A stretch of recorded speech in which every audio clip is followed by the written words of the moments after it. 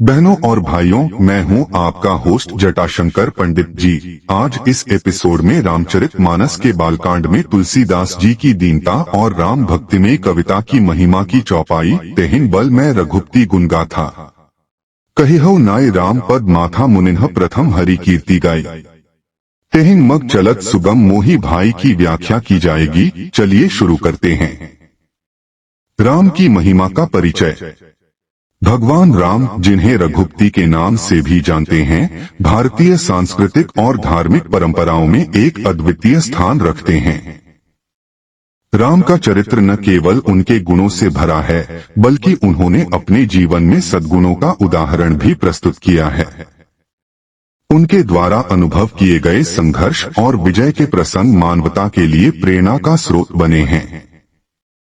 राम का आदर्श चरित्र, जिसमें सत्य, धर्म और न्याय का अनोखा संगम है, उन्हें एक महान नायक के रूप में प्रस्तुत करता है। राम का जीवन हमें कई महत्वपूर्ण शिक्षाएं देता है।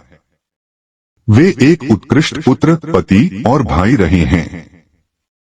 उनका अपने पिता राजा दशरथ के प्रति वफादारी का उदाहरण दिखाता है कि उन्होंने कैसे अपने व्यक्तिगत सुख को त्याग कर अपने पिता की इच्छा का सम्मान किया। श्री राम के प्रति समर्पण और बलिदान की भावना उनके आदर्श व्यक्तित्व का अभिन्न हिस्सा है।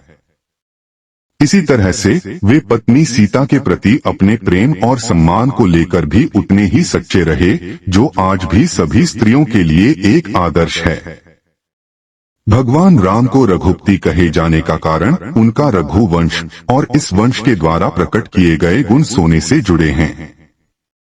रघुपति का अर्थ है रघु का पति, जो उनके कुटुंब की महानता को दर्शाता है।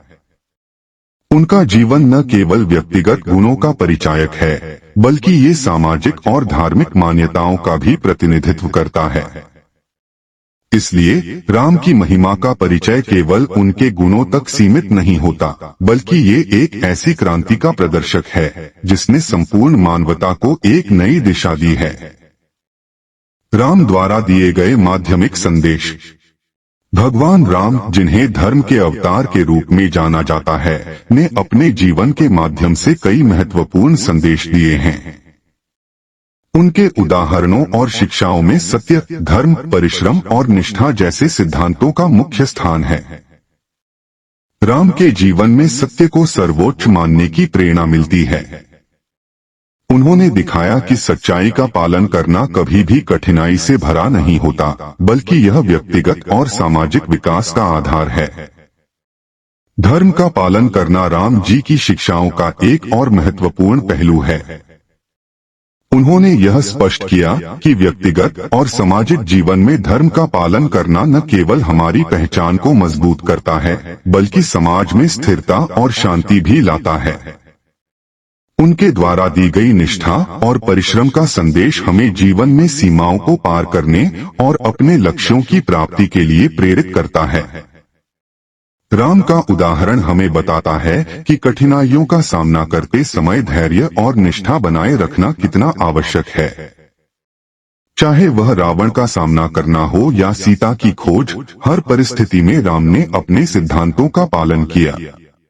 यह हमें प्रेरित करता है कि हम भी अपने जीवन में चुनौतियों का सामना करते समय अपने मूल्यों के प्रति सच्चे रहें।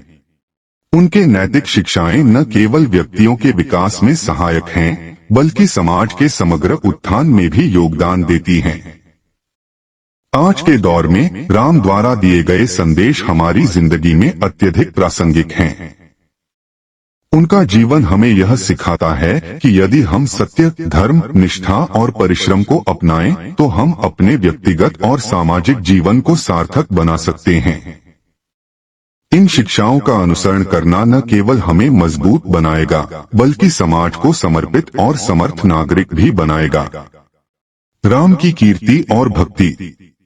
भगवान राम की महिमा अनंत है और उनकी कीर्ति का गान करने वाले मुनियों और संतों ने सदियों से हमें प्रेरित किया है।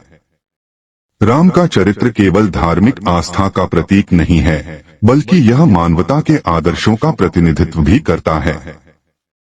संत तुलसीदास, जिन्होंने राम को अपने काव्य का केंद्र बनाया, ने सगुण भक्ति को एक नई दिशा प्रदान की। उनके द्वारा रचित रामचरितमानस ने राम के गुणों की महत्ता को विस्तृत रूप से प्रस्तुत किया है और यह भारतीय संस्कृति में भक्ति का एक उत्कृष्ट उदाहरण है। इसी प्रकार महाकवि वाल्मीकि ने रामायण में भगवान राम के जीवन को दर्शाते हुए भक्ति के गहरे अर्थ को उजागर किया है। उनकी काव्य रचनाएं राम की नैतिकता, उनके संघर्षों और अंततः उनके अद्वितीय चरित्र का परिचय देती हैं। ये ग्रंथ केवल धर्म को ही नहीं बल्कि जीवन जीने की एक पद्धति को भी सिखाते हैं। वाल्मीकि की रचना ने भक्ति के मार्ग को विकसित करने के लिए एक मजबूत आधार तैयार किया। महर्षि व्यास, जिन्होंने महाभारत का लेखन किया, ने भी राम की कीर्ति का उल्लेख किया है। उनकी रचनाएं दर्शाती हैं कि राम का जीवन केवल एक ऐतिहासिक घटना नहीं है, बल्कि यह हमारे आचार विचार और आस्था का हिस्सा बन गया है। संतों और मुनियों ने राम के गुणों की महिमा गाकर भक्ति की परंपरा को जीवित रखा है।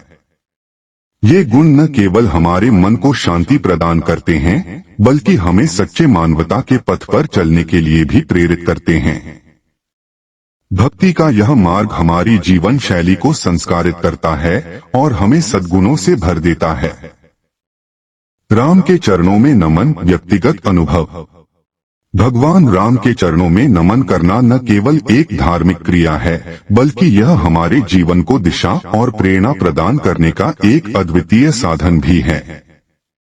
राम के गुणों का अनुसरण करके हम अपने जीवन में आंतरिक शांति, संतुलन और आत्मसम्मान की अनुभूति कर सकते हैं।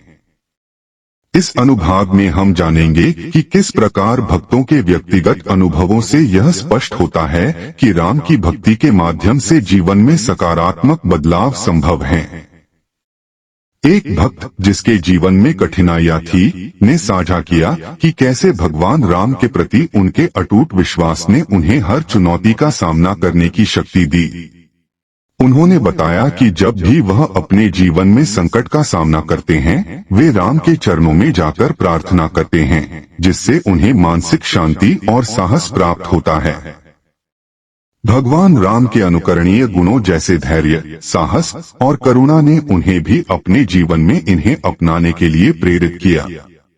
इसके अलावा एक अन्य भक्त ने अपने व्यक्तिगत अनुभव में कहा है कि रामायण पढ़ने और उसकी शिक्षाओं को अपने जीवन में उतारने से उनके संबंधों में सुधार हुआ।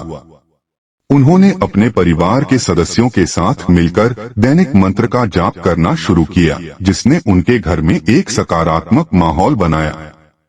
उन्होंने यह अनुभव किया कि राम के धार्मिक संस्कारों का पालन करने से न केवल उनके जीवन में सुधार हुआ है, बल्कि उनके चारों ओर के लोग भी अधिक सहयोगी और स्नेही बन गए हैं।